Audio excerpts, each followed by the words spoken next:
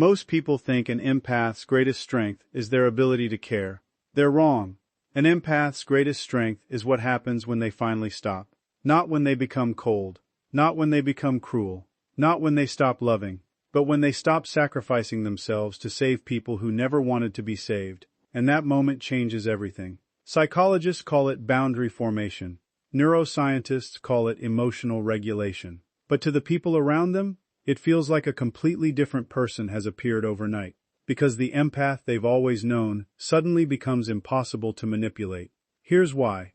Empaths tend to possess unusually high levels of emotional attunement. Their brains are constantly scanning facial expressions, voice tones, body language, and emotional shifts. Research shows that highly empathetic individuals often display increased activity in brain regions associated with social awareness and emotional processing. In simple terms, they don't just notice emotions, they absorb them, and that becomes a problem. Over time, many empaths develop an unconscious identity around fixing relationships, fixing family members, fixing coworkers, fixing partners, fixing strangers. They become emotional first responders. The person everyone calls during a crisis, the person everyone unloads on, the person everyone depends on.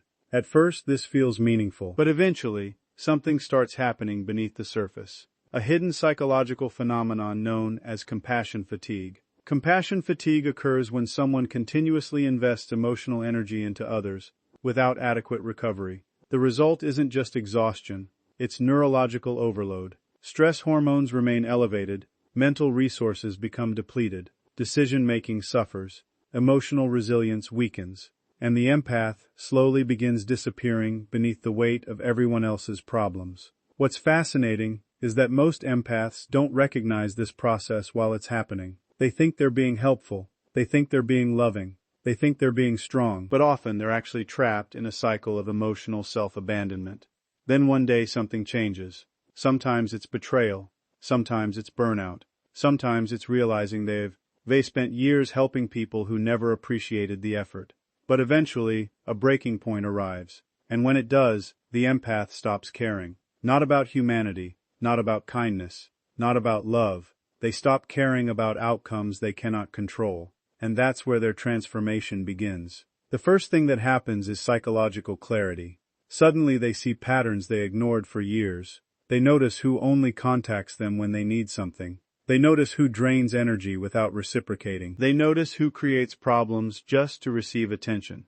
The emotional fog lifts, and reality becomes impossible to ignore. This isn't bitterness, it's awareness. The second thing that happens is emotional detachment from manipulation. Manipulators survive on predictable reactions: guilt, fear, obligation. Empaths often provide all three. But once an empath stops caring about pleasing everyone, those manipulation tactics stop working. The guilt trips lose power. The silent treatments lose power. The emotional blackmail loses power. For the first time, the empath becomes psychologically untouchable. For years, they believed their value came from being needed, not loved, not respected, needed. The friend everyone called at midnight. The family member who carried everyone's burdens. The partner who sacrificed sleep, peace, and happiness just to keep a relationship alive. The coworker who solved problems nobody else wanted to touch.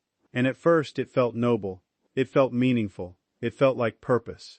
But hidden beneath that endless giving was a psychological trap so powerful that millions of our empaths spend decades inside it, without ever realizing they're trapped. Research in psychology has repeatedly shown that human beings possess a deep need for social acceptance. The brain interprets approval as safety. Praise triggers reward pathways. Acceptance releases feel-good neurochemicals. Belonging literally affects survival systems that evolved over thousands of years. But for many empaths, that natural need slowly transforms into something far more dangerous. A dependence on external validation. A silent addiction to being appreciated. A constant search for proof that they matter. And that addiction can become as psychologically consuming as any substance. Because every time someone says, "I don't know what I'd do without you," the empath receives a powerful emotional reward. Every time someone depends on them, they feel valuable. Every time they rescue someone from a crisis, they feel important. But here's the devastating truth. If your worth depends on being needed, then your identity depends on other people's problems. Think about that. The very thing that makes you feel valuable is often the very thing keeping you exhausted.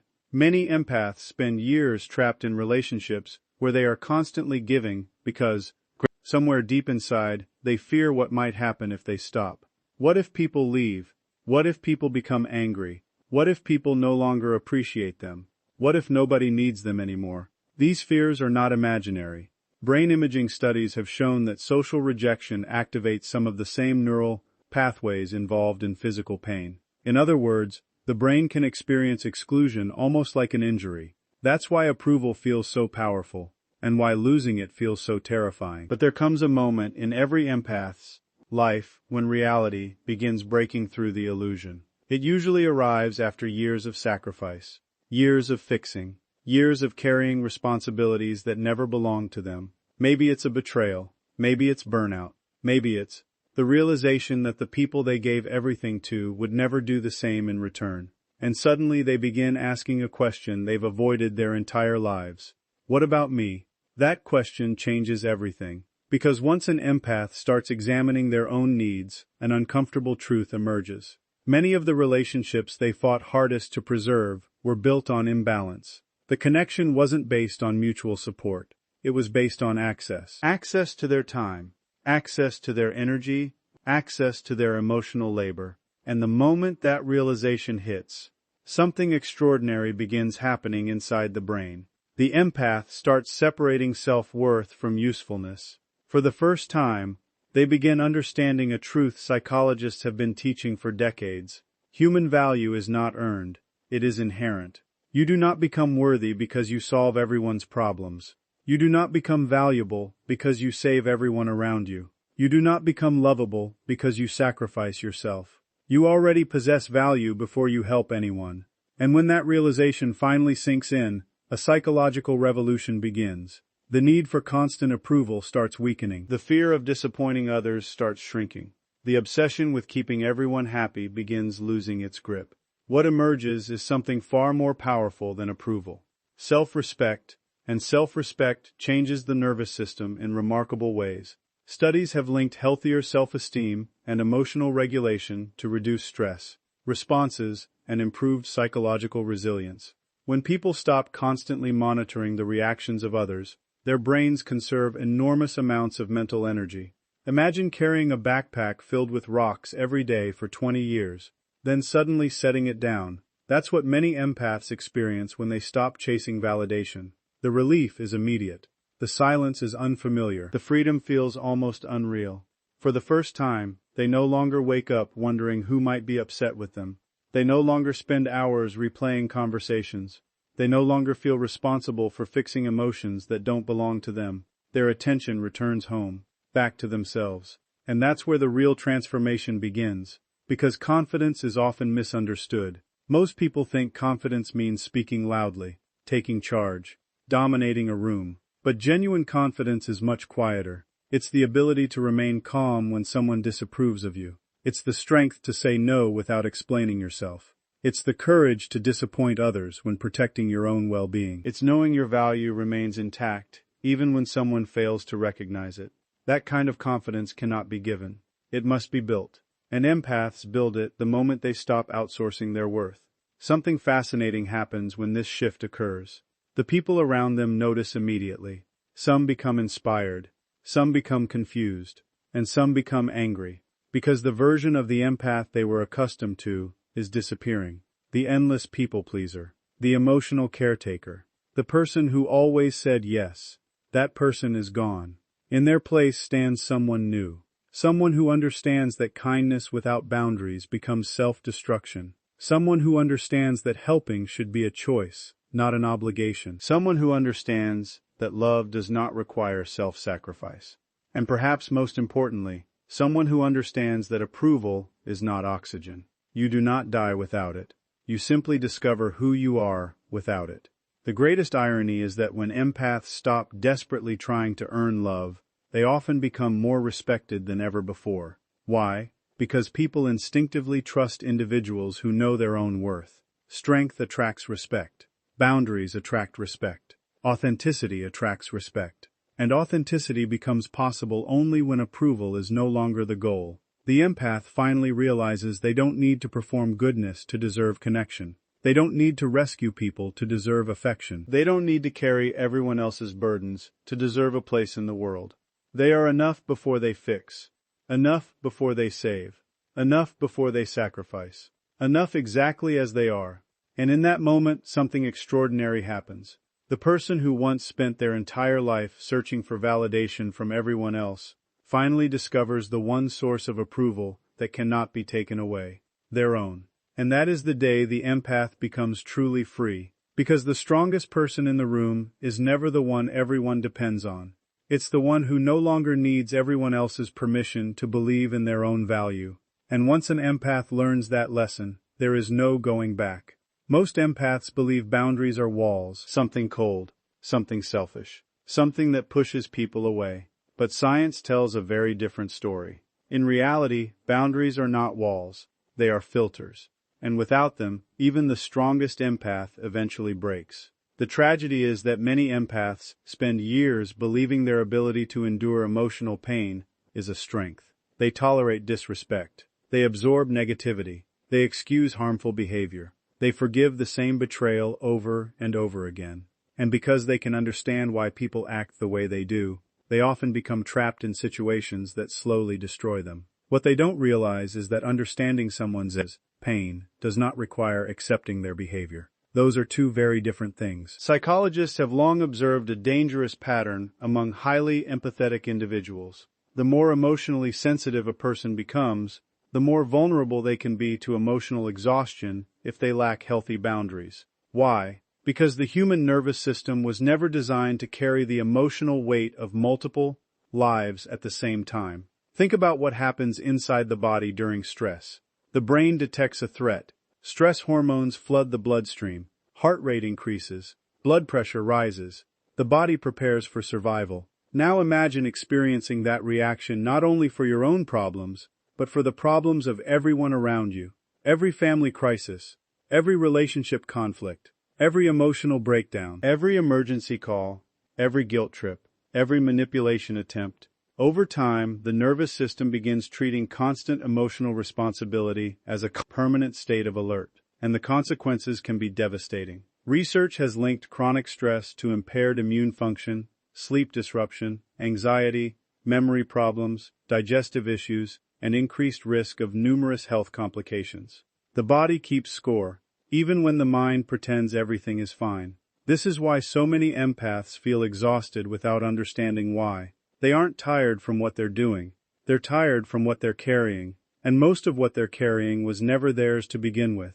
But then something happens, a moment of awakening, a realization so powerful it changes everything. The empath finally understands that being available to everyone has made them unavailable to themselves. And for the first time, they begin building boundaries. At first it feels terrifying, because boundaries challenge one of the deepest fears many empaths possess. The fear of rejection, the fear of conflict, the fear of being misunderstood. Suddenly they say no to a request they would normally accept, and their heart races, their stomach tightens, their mind starts producing endless worst-case scenarios. What if they get angry? What if they stop liking me? What if they leave? What many people don't realize is that these reactions are completely normal. The brain interprets social conflict as potential danger. For thousands of years, belonging to a group increased chances of survival. Rejection carried consequences. That ancient wiring still exists. But here's the breakthrough. Every time an empath maintains a healthy boundary despite discomfort, the brain learns something new. The feared catastrophe usually never happens. And even when it does, survival is still possible. This process gradually rewires emotional responses. Confidence grows. Fear weakens. Strength develops. Not because life becomes easier, because the empath becomes stronger. Then comes one of the most surprising discoveries. Boundaries don't reveal who loves you. They reveal who benefits from your lack of boundaries. And that realization can be shocking. Some people celebrate your growth. Some people respect your limits. Some people adapt immediately. But others react with frustration, anger, guilt, manipulation. Suddenly the person who always had unlimited access to your time demands explanations. The person who constantly drained your energy accuses you of changing. The person who benefited from your sacrifices starts acting like your boundaries are an attack. Why? Because unhealthy relationships often depend on unhealthy access. The moment access changes, the relationship is forced to reveal its true foundation.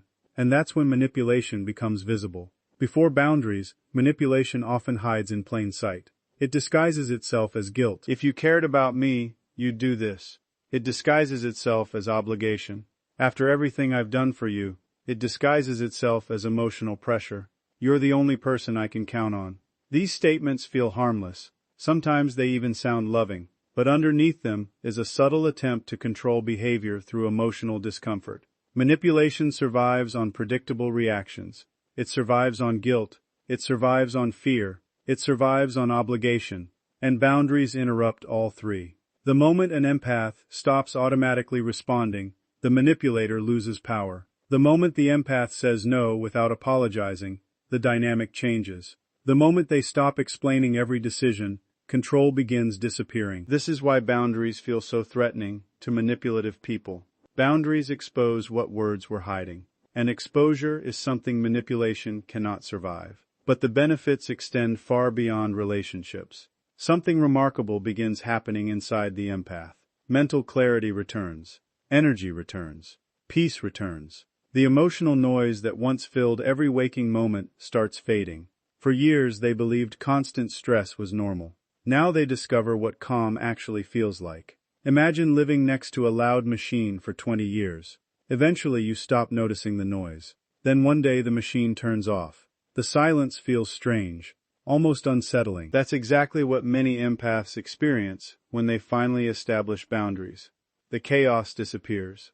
And for the first time, they hear themselves think. They rediscover forgotten goals, forgotten dreams, forgotten passions, parts of themselves buried beneath years of emotional caretaking. The most powerful transformation isn't what they lose, it's what they regain, their identity. Because many empaths spend so much time managing everyone else's emotions that they lose touch with their own. Their desires become secondary. Their needs become optional. Their happiness becomes negotiable. Boundaries reverse that process. They create space, and space creates self-awareness. Self-awareness creates confidence.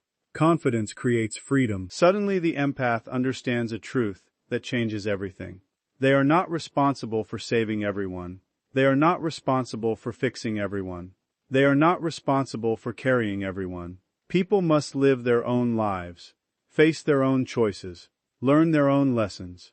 And that understanding removes a burden that may have been crushing them for years. The greatest myth about boundaries is that they separate people. In reality, healthy boundaries create healthier relationships. Because relationships built on obligation eventually become prisons. Relationships built on mutual respect become partnerships. One drains energy, the other creates it. One creates resentment, the other creates trust. One survives through guilt, the other survives through choice. And choice is where real connection begins. In the end, boundaries are not barriers to love. They are requirements for it. Because love without boundaries becomes sacrifice. Compassion without boundaries becomes exhaustion. Empathy without boundaries becomes self-destruction. But when boundaries finally appear, something extraordinary happens. The empath stops surviving and starts living. The guilt loses its grip. The fear loses its power. The manipulation loses its influence. And the person who once felt responsible for everyone else's happiness finally experiences something they may have forgotten existed. Peace. Not because the world changed, not because people changed, but because they finally learned the most important lesson of all. Protecting your energy is not selfish, it is survival. And the moment an empath understands that truth, they become stronger than anyone who ever tried to control them. Most people believe caring more makes them a better person. More sacrifice, more effort, more emotional investment, more availability, more giving. It sounds noble, it sounds compassionate. It sounds like the highest form of love. But what if the very thing that has been draining your energy, damaging your mental health, and keeping you trapped in toxic cycles is not a lack of compassion, but a lack of direction? What if the strongest empath is not the one who cares the most, but the one who knows where their care belongs? This is the lesson many empaths spend a lifetime learning, because from a young age, they are often praised for their sensitivity, praised for understanding others, praised for helping, praised for putting other people first. And slowly, almost invisibly, a dangerous belief begins taking root. The belief that being a good person means carrying everyone else's pain. The belief that love requires self-sacrifice. The belief that if someone is suffering, it is your responsibility to fix it. At first, this belief feels meaningful. It gives purpose. It creates connection. It provides a sense of identity. But beneath the surface, something far more destructive is happening. The empath begins treating their emotional energy as if it were unlimited. And science tells us that nothing could be further from the truth. The human brain consumes roughly 20% of the body's energy despite representing only a small fraction of total body weight. Every emotional decision, every stressful conversation, every crisis, every attempt to solve someone else's problems requires mental resources. Energy is not infinite. Attention is not infinite. Emotional capacity is not infinite. And yet many empaths behave as if all three are endless. They become emotional firefighters, running from one emergency to the next. One relationship problem, one family conflict, one friend's breakdown, one coworker's crisis, one stranger's suffering, always giving, always rescuing, always carrying, until eventually they begin feeling something they never expected. Exhaustion, not ordinary tiredness. A deeper exhaustion, the kind that sleep doesn't fix. The kind that vacations don't erase. The kind that settles into the soul. Psychologists often describe a condition known as compassion fatigue, a state of emotional depletion caused by prolonged exposure to the suffering of others. It is frequently observed among caregivers, healthcare workers, therapists, and highly empathetic individuals. The symptoms can be shocking: emotional numbness, irritability, difficulty concentrating, anxiety, sleep disturbances, loss of motivation, and in severe cases, even symptoms that resemble depression. Imagine spending years trying to save everyone around you, only to wake up one day and discover you've lost yourself. That is the hidden cost of caring without limits. But then something extraordinary happens. The empath reaches a turning point, a moment of realization, a moment where they finally understand that caring more is not always the answer. Sometimes caring smarter is. And that single shift changes everything.